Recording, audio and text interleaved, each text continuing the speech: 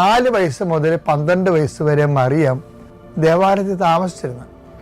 ആ കുഞ്ഞ് 4 വയസ്സ് തൊട്ട് 12 വയസ്സ് വരെ എല്ലാ ശനിയാഴ്ചയും ദേവാലയത്തിൽ വായിക്കുന്ന വചനങ്ങളെ മറിയം ശ്രദ്ധിക്കുന്നുണ്ടായിരുന്നു.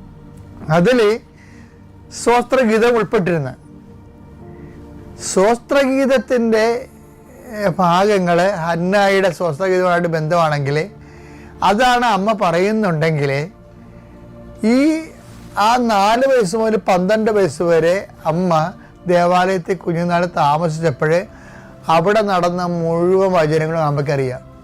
കാര്യം എന്താണ്, ഒരാവശ്യം വന്നപ്പോൾ സാമുവിൻ്റെ അമ്മ ഹന്ന പറഞ്ഞത് കോട്ട് ചെയ്തുകൊണ്ട് മറിയത്തിൻ്റെ സ്വസ്ഥ പ്രാർത്ഥനയാക്കി അത് മാറ്റിയെങ്കിലും അതറിയാമെങ്കിൽ ബാക്കിയുള്ള അവിടെ വായിച്ചുള്ള എല്ലാ വചനങ്ങളും അമ്മയ്ക്കറിയാം. അതിൻ്റെ അർത്ഥം എന്താണെന്നറിയാമോ?